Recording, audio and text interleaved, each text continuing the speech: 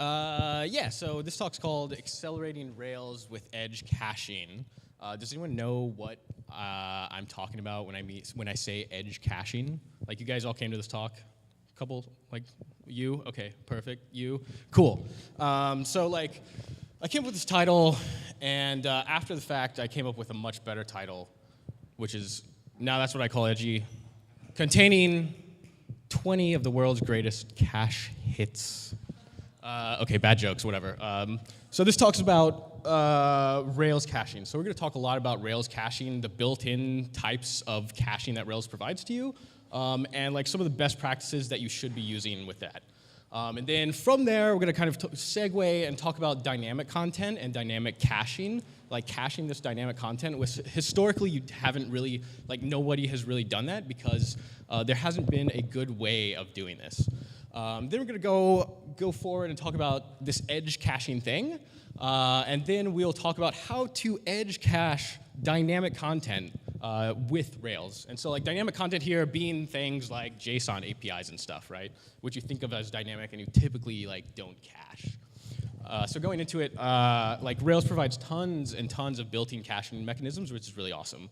So there's like query caching, there's action page caching, there's the asset pipeline, there's fragment caching. All of these things are provided built into Rails, with the exception of page and action caching, which has been removed from Rails 4 core, which I just actually found out about recently.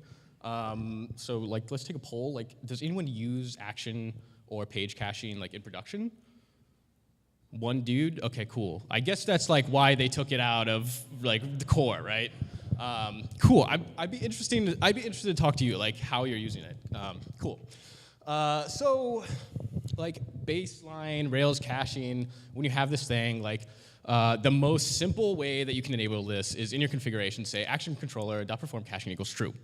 And so when you set this, what this provides to you, oops, not that, is like this query caching thing, right? So Rails has built-in query caching, which sounds really awesome, right? You're like, oh, yay, my queries are getting cached. But it turns out that I'm not even sure why this is a thing, because like the caching that's done here is not persisted between requests.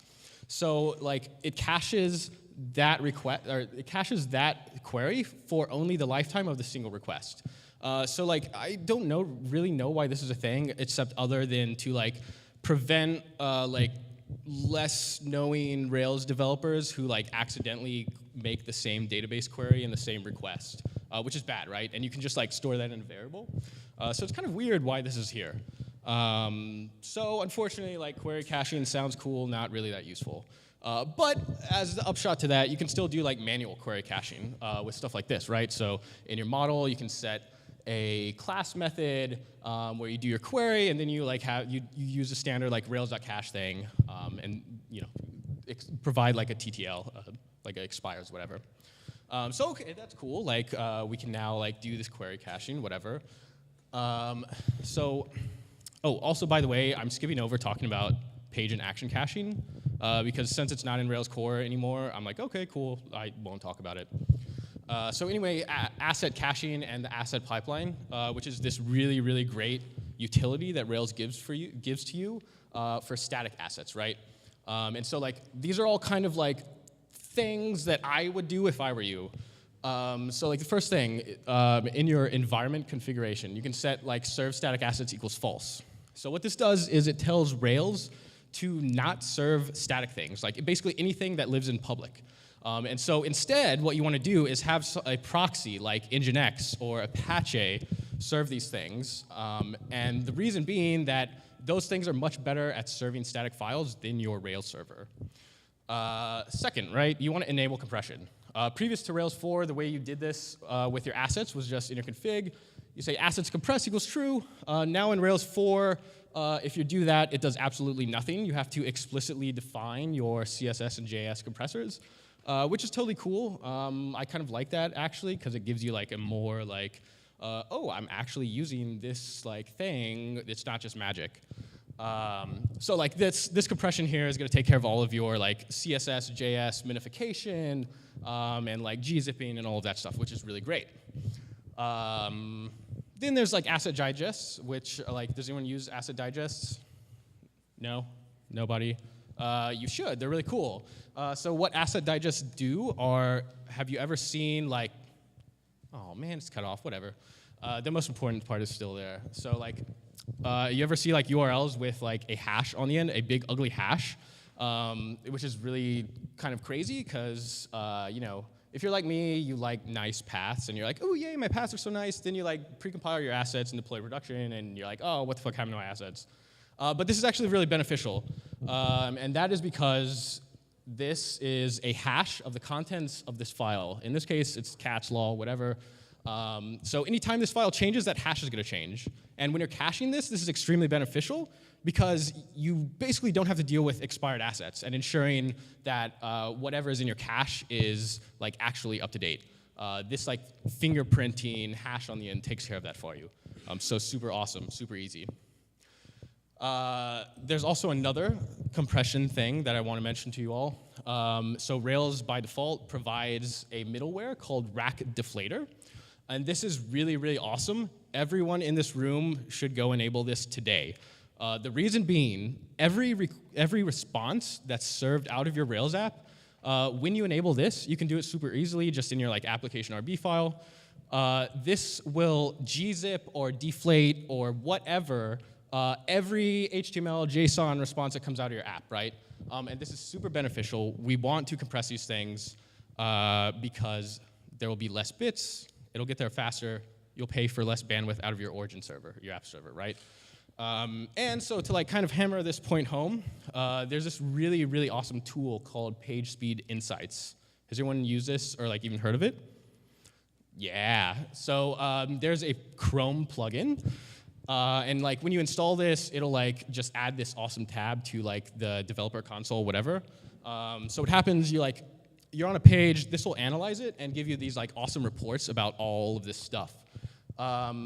So with the previous thing, I was working on a page, I ran this thing, you'll see at the top, this is really small, but this says that there are 5 things that I could decrease bit transfer with by enabling compression. And so one of those is actually like a AJAX call on the page that calls out to a JSON Rails API. So at the top, you probably can't see this, but you'll notice here, like this is that call.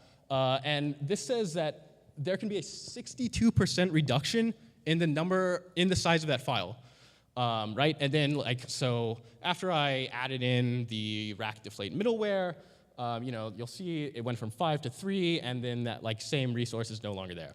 And this is extremely beneficial, right? Less bits, data gets there faster, and also you pay for less bandwidth out of your origin. So double win, double win. If you don't already use this, definitely check it out. Super, super helpful. So yeah, just like finishing up on asset caching and the asset pipeline. If you don't already use something like a content delivery network to serve your assets, super easy to do. All you do is like, most CDNs will just give you a URL like mycoolcdn.com, put it in there, and then Rails the asset pipeline will automatically build all the links out and all of that stuff for you, and it'll be amazing. So final thing that I want to talk about with like static assets and all of that stuff is cache control headers. Like cache control headers, who knows about them? Do you use them every day? Okay, I work here and like I think about cache control like all day. So hopefully you find some like kind of interesting stuff here. So cache control provides a bunch of different directives. The first thing here is public. And all you're saying is to like every cache that sees this response, like please cache me, please cache me. This can also be private, which means don't cache me. But like the most common directive that we probably see in cache control is the max age. And all that says is for any cache, please cache me. And here we're using a pretty large number. It's like 2.5 million seconds or whatever. By the way, this is in seconds. So that maps to 30 days. We're also setting a thing called s-max age. And I don't know if many of you have seen this. It's like less known than max age, but so what this does, it applies only to proxy caches. So things like memcache, things like your content delivery network. And by using a combination of both these things, you can do really interesting things. So for example, here, we're setting like a really, really long TTL for this to live in our cache, 180 days. But then we're only specifying max age. And the way I typically think about max age is just like think of that as your client or your browser. Like the browser is going to cache this for 30 days. But what's interesting about having two different TTLs or time to lives is that you can basically make sure that your clients, your users will always have the latest content. But then like even in your cache, like it's always going to be in your cache, right? So until you change it, it's always going to be there. You're never going to get any requests back to your application server. So that's really awesome. Two more things on cache control. There are two new directives, which are not in the HTTP spec yet. They will be soon. Fastly just implemented these. I think most browsers don't support them yet, but they will very soon. And you can do very interesting things with this. These are stale while revalidate and stale if error. So basically what these say and what they specify is that it's okay to serve stale content, right? Like stale content being that it's been in the cache longer than you've specified a max age. It's okay to serve this while in stale revalidate's case, it's okay to serve stale content while I go fetch the new content in the background. I mean, if you think about it, this can be like really, really hella beneficial because like that user who made the request for the stale content, like that's going to be really slow because if you're hitting a cache, you know, it's going to do a cache miss, and you're going to have to go all the way back to your application server and get the new content. So this is like, these are just like ways to improve your user experience so that like, you know, you don't get like broken images or like serve up the default like Rails 500 page and your users are like, oh, what the fuck happened? So there's like interesting ways to prevent that. Is anyone using the very HTTP header in any interesting ways? Does anyone know what the very HTTP header is? Okay, so the very HTTP header is kind of an interesting thing. It can be kind of dangerous.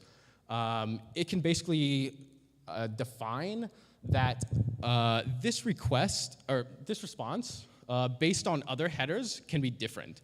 So for example, like lots of people vary based on a user agent header, right? And that like intuitively makes sense because you're like, oh look, my mobile clients are here. I want to serve them like the mobile-sized images. But it turns out when you're caching things, that's really, really bad. Like there are thousands of user agents because like no one can decide how they want to view the web or whatever. So like if you're going to cache something and vary on user agent, you're going to basically like mitigate any effects that the cache is going to have because there's so many variations on this user agent. So you're going to have to go back to your application server so many times that you're going to kill your cache. And also like I work with like Steve Souders, who's like the web performance guy, whatever. And his suggestions are to never use a vary header on anything except content encoding. I don't know, just things. Okay, so we're going to change up now, talk about dynamic content. Dynamic content is really interesting because changes are unpredictable. These are like dynamic content is all user-driven stuff, so like you know, like dynamic HTML, APIs that you can't really control. And like it would be nice if we could restrict our users to be like, oh, you know, you can only update things every 30 minutes. Like you can only write a comment on this site every 30 minutes. Like that would suck for users, right? But it would be great if we could cache that because then we could just set like a 30-minute time to live in our cache control and we'd be good. But it doesn't work that way. So the thing to note, like dynamic content, it changes frequently, but it's not real-time dynamic. It's not continuously changing. So in between when it's being regenerated, it's actually static. And this means that we can cache it, right? And so like dynamic caching, classically, you just like basically don't cache it. Because typically there haven't been any good ways to cache it, right? Like there are things like ESI, edge side includes, which they involve very complex like HTML changes and things like that. And then there's stuff like dynamic site acceleration, which is basically like TCP protocol tweaks. You're not actually doing any caching. So the way that Rails approaches dynamic caching is with like fragment caching, right? There's this dynamic HTML in your templates, and you can wrap it in these cached things, and it will be cached. And then there's also like this expire fragment method, which is exposed, and you can use it in your controllers, right? So that's like all cool. That's great. And then you can get crazy and like nest stuff. So like this can be like super beneficial for like speeding up the rendering of these views, right? But there's like various problems with this. And the first one is that it's like super tedious to add caching like this to your views. Like I've worked on many Rails apps where you like open up a view and you're like, what the fuck is going on here? This is terrible. And I'm sure like some of you have too. So like going back through all of your views and like adding these cache things can be really tedious. It's not that bad if you like start from the beginning and add those caching things from the beginning. But like most of us don't do that, right? Like when we start a Rails app, we want an MVP. Like we're not thinking about scaling, we're not thinking about caching. So the other thing is like cache keys are really weird with like Rails Russian doll caching. In like DHH's blog post where he talks about it, he's like, you know, a given key should always have the same content. And like I don't necessarily disagree with that. And like no one's right or wrong here, but like my opinion of this is that a given key should always return the most up-to-date content. And this way you have this nice like mapping, just kind of how like in your database you have primary keys that always map to the most up-to-date content. And so like, you know, like Russian doll caching has these weird keys with timestamps and stuff. And it's my opinion that doing caching this way is kind of a hack around some of the cache limitations, right? And like when DHS is talking about this, he's usually talking about memcache. And like there's no such thing as like a wildcard purging in memcache, right? If you could do wildcard purges in memcache, like this wouldn't be a problem. You could just update all of those nested keys, but you can't do that. So like there's this like kind of crazy hacks around that. Like, you know, and then there's other stuff like, right, like you leave all this stuff in the cache, which is not necessarily bad, but it's just like it doesn't feel efficient to me. And then so like nested fragment caching is very view specific. Like what about our dynamic APIs? Like what about our dynamic JSON APIs? Like how do we cache these things? Like Rails doesn't really provide a built-in mechanism to be able to cache the APIs. It's just like views. So the whole point of like all of this stuff is just to like have in your mind that cached data is first-class data, right? Like you should always know what's cached and like how it's cached and like how to expire that cache if it needs to be, right? So let's segue. All of that stuff was like Rails caching, Railsy, yay. Now let's talk about edge caching. And edge caching, when I refer to this, I'm basically referring to content delivery networks. So edge caches, content delivery networks, these are globally distributed networks of caches, right? So as opposed to just like if you spin up a memcache instance, which is local to like your data center, your app, maybe even in like the same virtual whatever host. Like the whole idea of edge caching is to physically move your data and cache it as close to your end users as possible. And this is like extremely important now that like everything's mobile and like people are everywhere, right? The whole idea to give you a visual representation, right? Yay, it's the world, we live here. There's all these dots, these things are called pops, which stands for point of presence. It's just a data center though, right? It's like a data center with a bunch of cache nodes. So the way this works is like, say you're hosted on Heroku, there's an app server. If you're on Heroku, you're in Ashburn, Virginia. And then if you do a good job selling your product, you have users all over the world, right? And this is great. However, like if you notice this guy like in Australia over here, he's like way over here. Has anyone flown to Australia ever? It's like hella far away, right? Hella far. And like it's far for us as humans. It's also far for like bits traveling down tubes, right? It takes time. So like, you know, you notice this, you want to improve your user experience in Australia, you notice this, so like, cool, like I add this memcache node, allow me like caching, yay. But like, that doesn't solve the problem of that all of your data still has to travel all of these great distances over the internet. And it takes noticeable time. So edge caching comes in, right? And then you store as much of your data distributed across the world so that it gets to your users faster.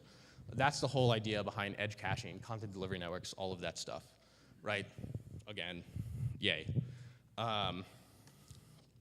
Right, and so again, the whole idea, offload requests from your app server onto content delivery networks. This means that you're going to get less requests back to your origin server, and less requests means that you can probably power off some of those expensive app servers. And also by doing like edge caching, you can avoid some of these other things like ESI, fragment caching, which can be like kind of confusing and kind of weird. So now let's talk about like dynamic content. We know like Rails' approach for caching dynamic content. Let's talk about like how we could cache dynamic content on the edge. And speaking of, new release, now that's what I call Edgy Volume 2. 20 more cache hits. So let's talk about like some of these things and like the ideas behind dynamic caching.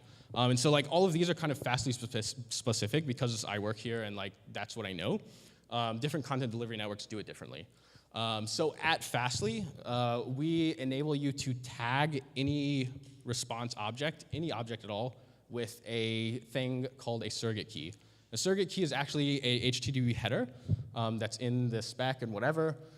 So we use those to tag objects, right? And then when that content updates, you need to be able to update that content in your cache.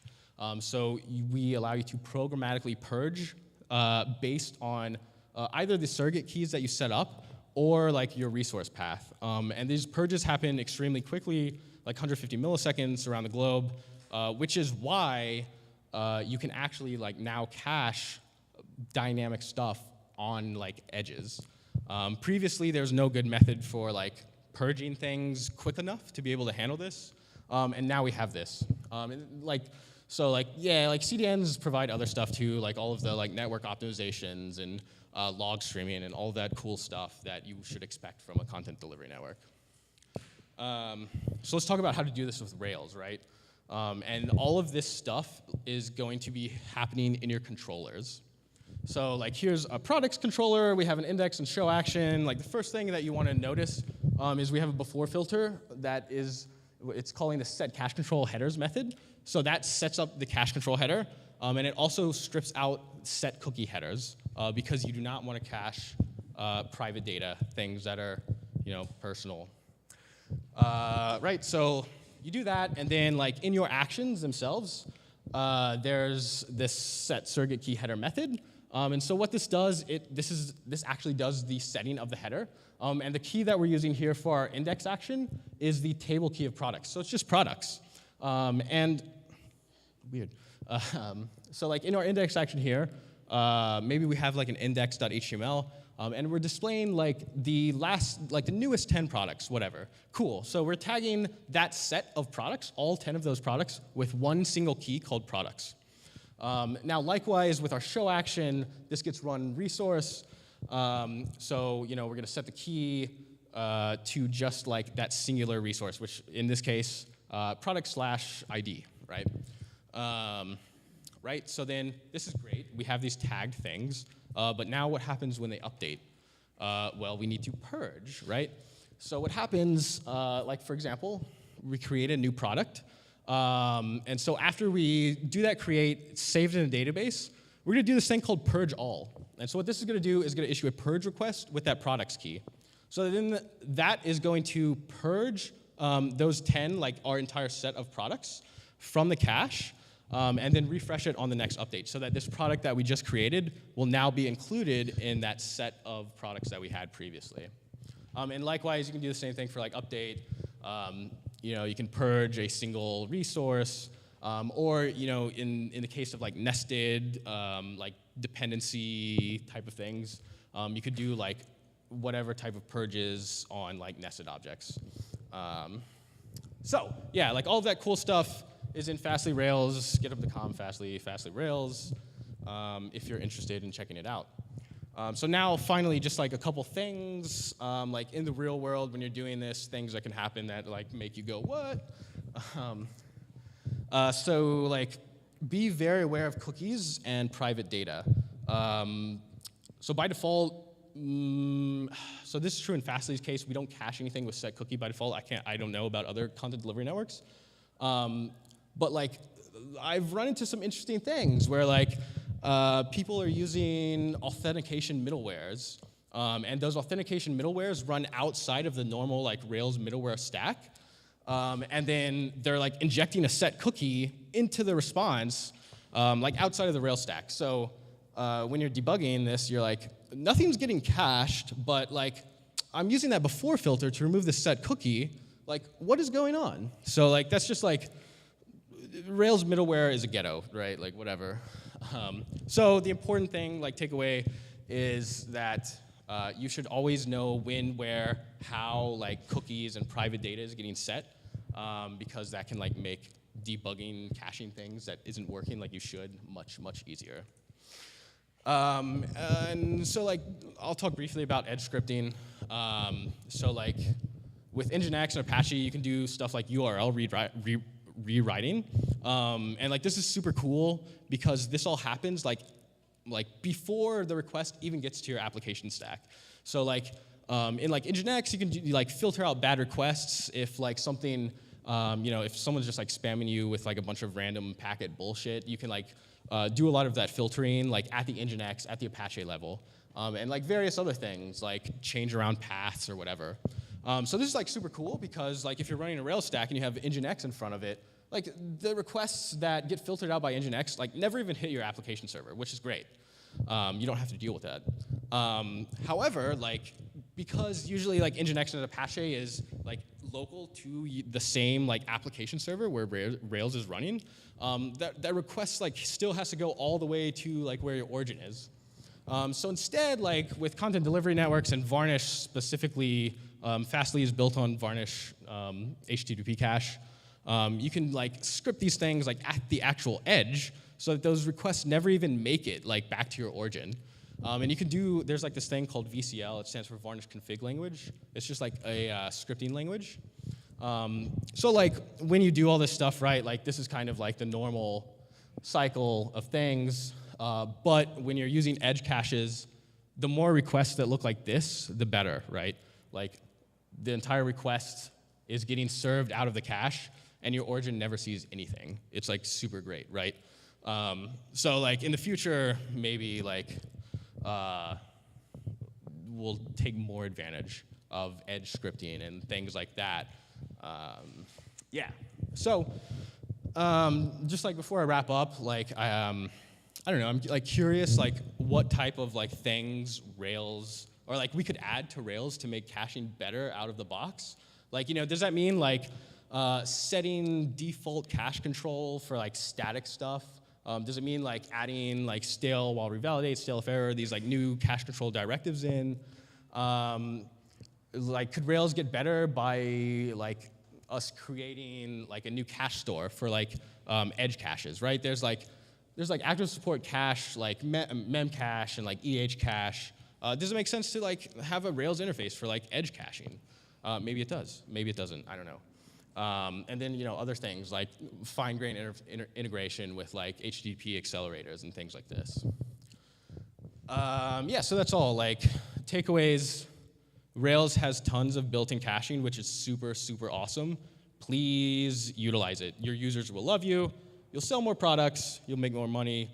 Be happy. I don't know. Whatever.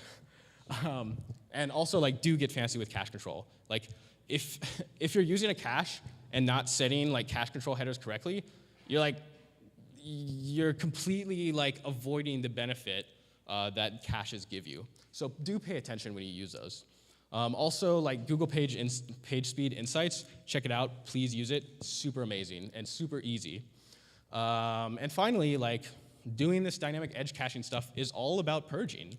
Like we no longer have to deal with like ways of like get around not being able to like do wildcard purges in memcache. Like we're able to do like nested key purges at the edge, which is even better. Yeah, so that's about all I have. Do we have any time for questions? Yeah? Okay. Cool. I put a bunch of leaks in here, but like I'll post these. Don't try to like write those down or something. So questions, comments. What's up? The solution where you update this so that you have logs Yeah. and Yeah, this guy. yeah. Can you talk about how this affects consistency? Has that been an issue with people? Sure. So I actually ripped these graphics out of a blog post that we have about caching like and share buttons.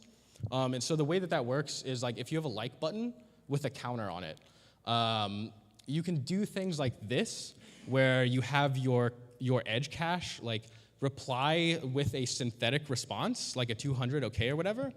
And that way, your users basically get the advantage of like instantly seeing that counter on the page update. They don't have to wait. And then like the way that this works is, in the case of like caching like buttons and consistency, the way this might work is like, the log from the edge goes somewhere, then you have some job that picks that log up and then eventually updates the database. So yes, consistency could be an issue for you depending on like your strategy and how you do it.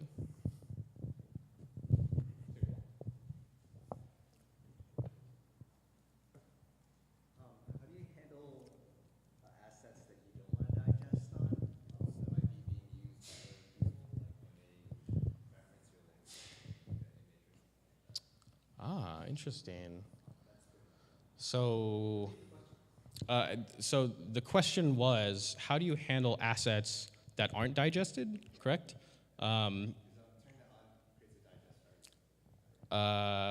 For every asset, yeah. So like my question to you would be like, why aren't you using digests? We are. It's just some people will like link an image or something. Oh, I see. So yeah, linking the image without the hash. Yeah, I mean that's a real thing. Like the solution that I would give you would be to like use Fastly and use our instant purge thing to like when you deploy programmatically like purge all the shit that's there, which like you could get around it by doing that. But yeah, I mean that's a thing. Yeah. Other than that, like I don't know. Cool. Thanks, guys. Thank you.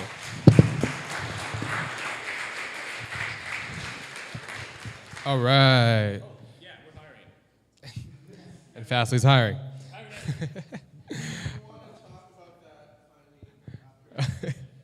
All right, cool. So we're going to take a slight step to the right, and we're going to talk about this cool thing called the config folder before we get into more caching. So can we get this all set up? Anybody want a score update? It's 3-3. There's your score update. Thanks for all coming out, by the way. I know you could have been at the game or hanging out on the blocked off street called Howard that's causing lots of issues these last couple days. Are we good? All right, here we go. Actually, I'm going to stand off a little to the side here so I can see what's going on too. My name is Mark, and today I'm going to talk to you about the Rails configuration folder. So let's take a look under the hood.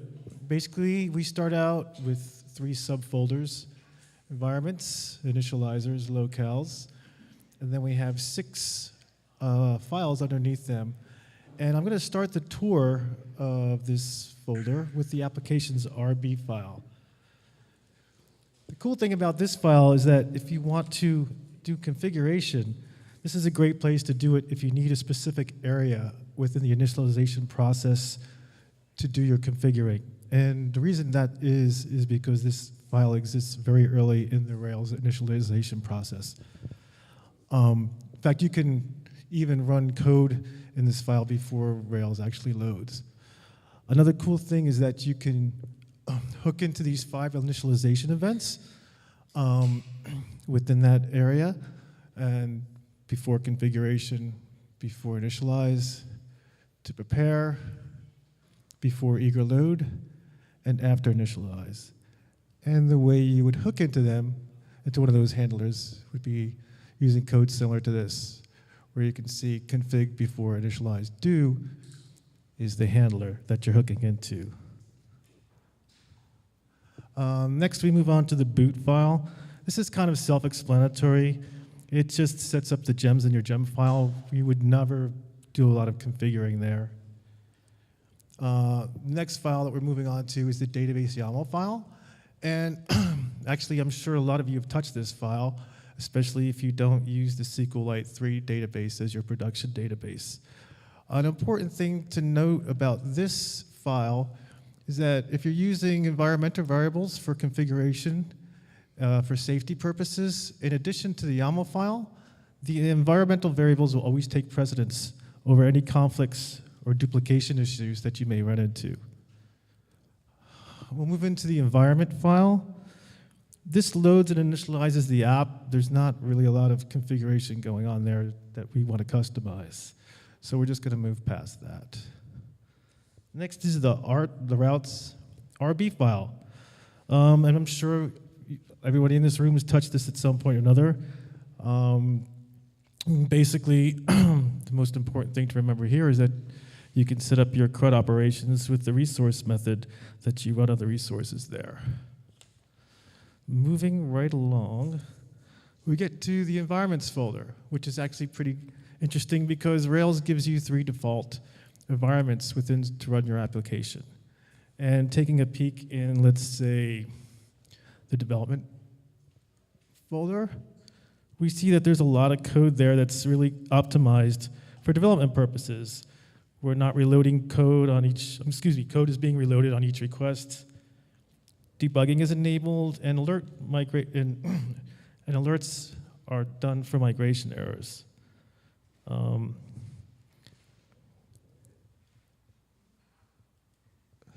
Next is the initializers folder.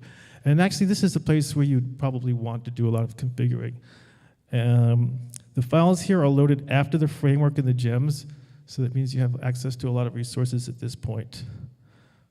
Files are loaded in alphabetical order, so if you want to configure the order in which your configuration is done here, all you have to do is name them appropriately.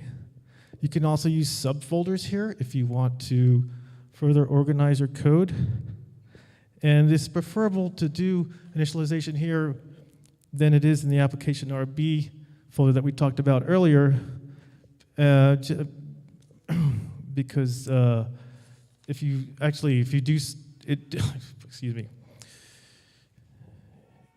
do configurations here, they will overwrite the ones in the application.rb. So let's take a look at one of these guys. And basically what we're doing here is we're filtering out parameters to the log file, such as passwords or credit card information that we really wouldn't want to have go down there. The next folder is the locales folder. Locales basically is where it holds the I-18N information, which is basically information about internationalization.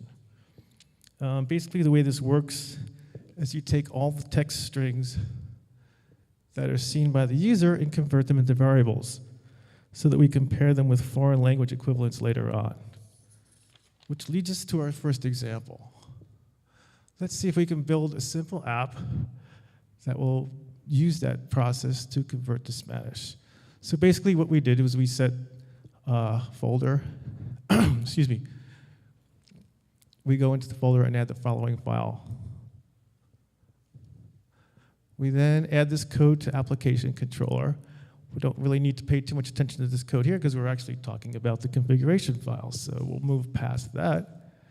And then this is what happens when we hit that server with a local host, with a local browser. You get the English default values. But this is what happens when a foreign browser hits it, because if you can see, it says local ES to the far right. It triggers the mechanisms that allow us to do that swap of the strings on those variables. One final thing I'd like to do is add a new environment for staging. We're going to set up a staging environment that will run like production, but we'll keep debugging and error reports. So basically, we just need to create a stage.rb file in the configure environments folder with code from the following slides. And basically, this is mostly just a production environment with just a couple of debugging and error reporting things thrown in there, just so we can keep track of things a little more tightly. After that's done, we got to remember to configure our database. So in our database YAML file, we want to make sure that we set up all the parameters for our stage. And finally, we just rake db setup, and then on the command line, type Rails server -e stage, and you're running your server in the stage mode. Just some key things to remember. If timing is important, especially in the early stages of initialization, configure in the application.rb folder, file. Environmentally specific configuration should be done in the environment folders, which is pretty self-explanatory. And general configuration is usually best done in the initializers folder. And just keep in mind that the last two will override configuration in the application.rb folder file. That's pretty much it. My name is Mark Macario. There's some information up there. If you want to get in touch with me, or if you want to find out more about the Rails configuration folder and initialization process in Rails.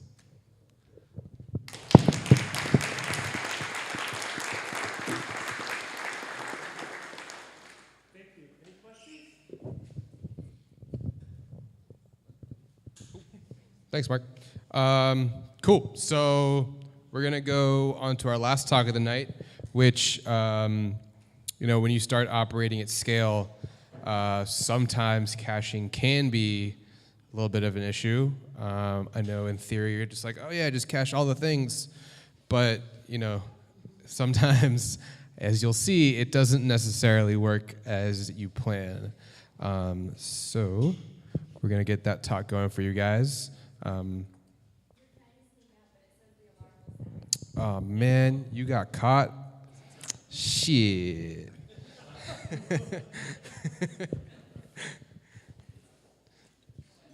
All right, here we go. Hi, I'm Mitch. I work at a company called Tellmate. I'm sure you guys have all heard of us. We usually have the big gruffy guy that goes to all the meetups. His name's Don. Pretty sure you guys have all met him. But what we're going to talk about is caching at scale. A lot of times when you think of a caching solution, you're not really thinking about things such as predictability, reliability, availability, and sustainability. So basically what this means is you want your data that comes out of the cache to be predictable. You don't want things to come out frozen or unmodifiable. You want it to be reliable. You don't want your cache manager to block and stop your application because 90 milliseconds 9 milliseconds is a long time over 7,000 requests or 10,000 requests or 20,000 requests. So to have that app blocked for 90 milliseconds, you could lose a lot of potential transactions. You also want availability. You want that cache manager up all the time. You don't want to have to fuss with it. You don't want to worry about it. You just want something that works and works well. And then sustainability. Can the cache manager itself scale? Is it going to be able to grow with the application, or are we going to just maybe throw more servers at it? We want something that scales with your application as well as independently. So as you can see, this is I took these screenshots today. This one is probably about, I think this is actually today at this time. And you see this is the same application. It does not doing too much, 104 milliseconds. And then down here, this is about 2,000 requests per minute. Down here, the requests pick up to 15,000 requests. Initial spike before the cache kicks in, boom, cache kicks in. You now have 60 millisecond response time. So utilizing cache effectively, utilizing cache effectively will actually make your app more performant in higher load situations. But it could also not. We'll talk about that.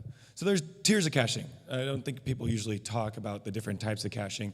I know the gentleman who gave the talk before me did mention a little bit, like you have the data layer caching, Rails query cache.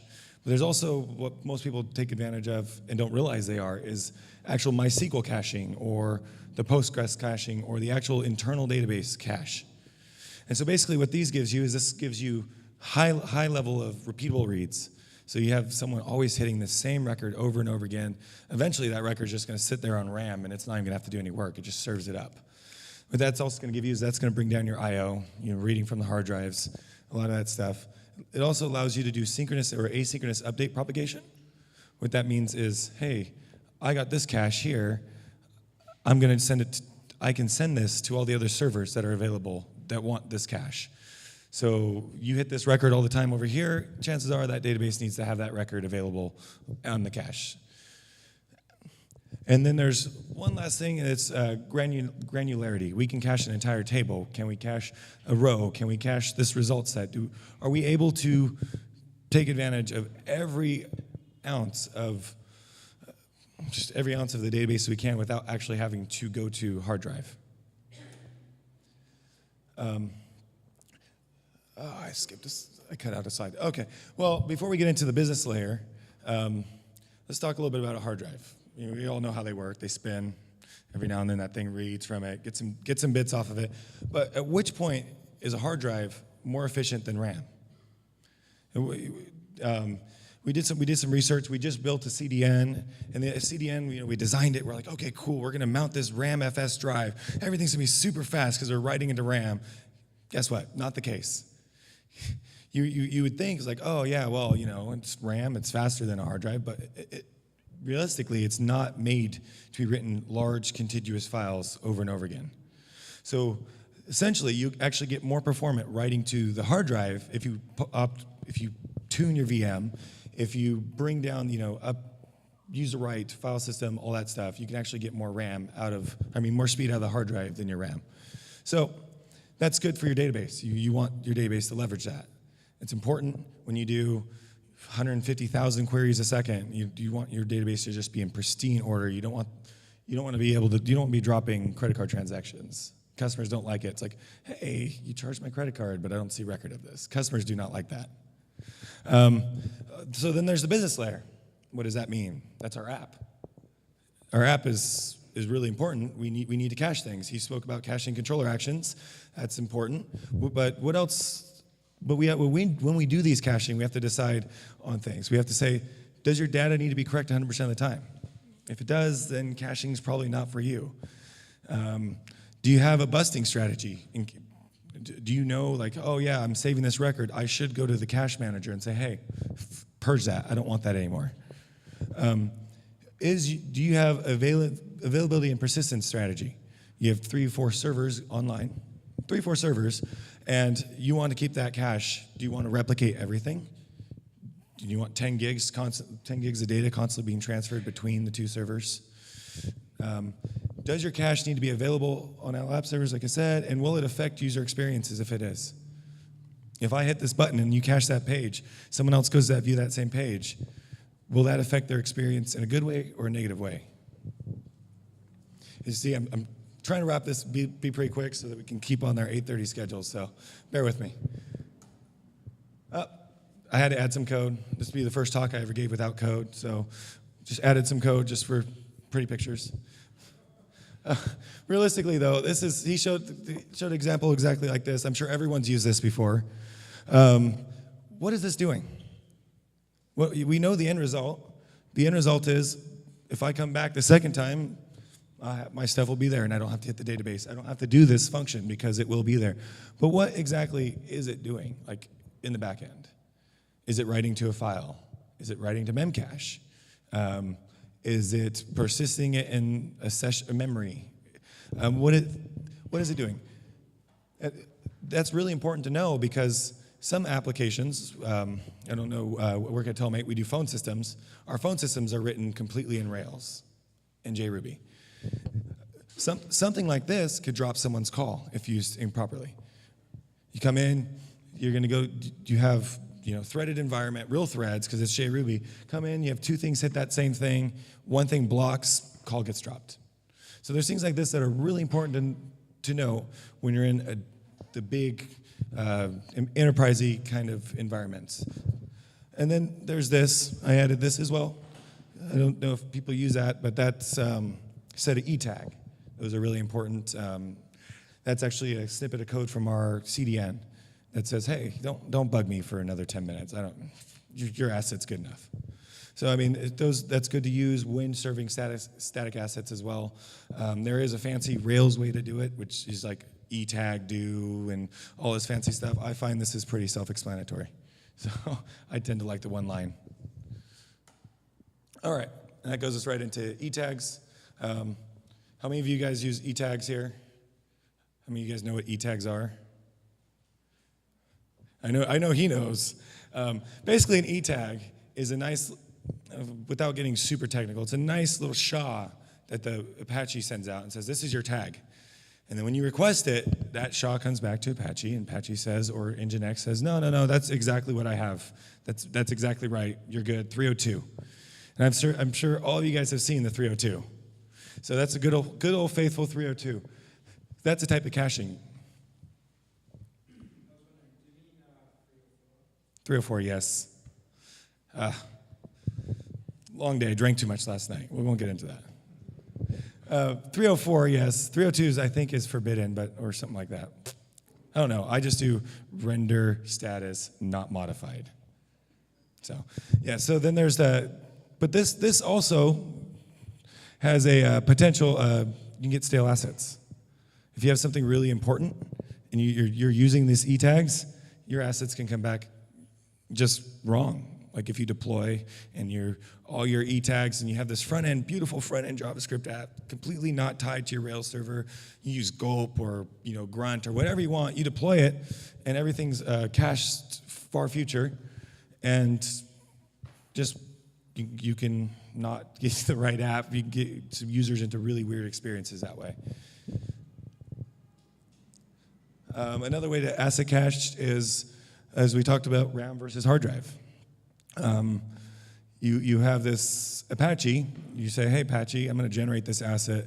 I'm going to tell you to send it, and I'm going to back out of this. All right, you send them this file and leave me the hell alone. I'm going to go take this request over here. And that's really important to allow Apache's cache to take over and send those files and handle this. And Apache will do the 304 for you and stuff that you don't have to worry about.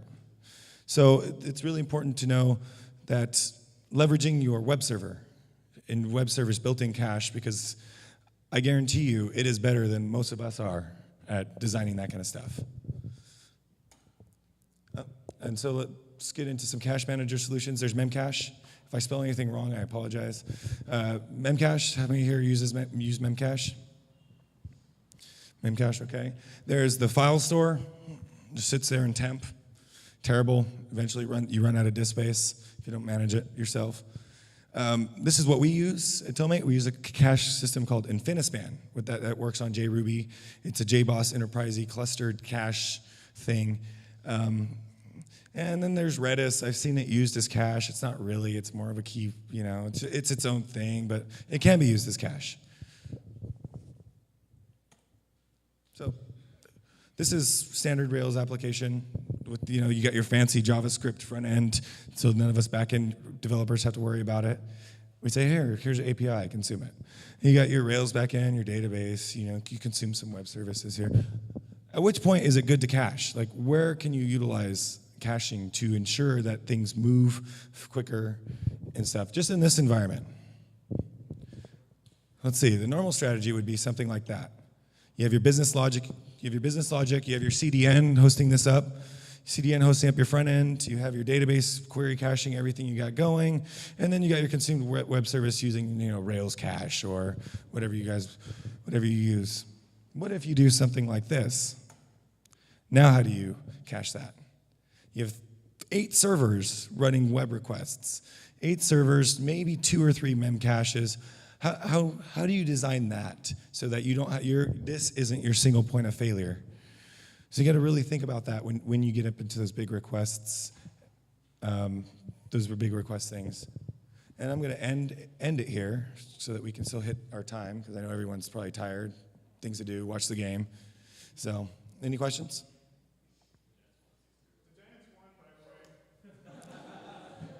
I guess you don't have to watch the game then. Thanks for ruining it. I had it DVR'd. Questions? So you talked a lot about hard drives and screen disks. Why hard drives over SSDs? That goes into persistence and reliability. Our CDN, our secure CDN, because we do inmate, so we can't really use other things that we wrote. We really found that we got more performant out of a Cheetah drive in terms of reliability in the long run, as opposed to the SSD drive that would get burnt out because it generated 70,000, files a day.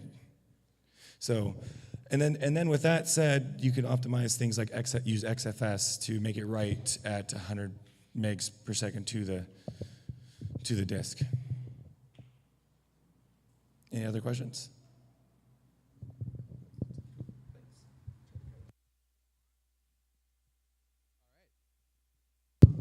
All right, cool. Thank you very much. Appreciate it, Mitch. A round of applause. We gotta work on the social cues here with you guys. Cool. So that wraps it up for our caching session of the day. I want to thank you guys all for coming. Let's give a round of applause for Elena and the Fastly team for hosting us.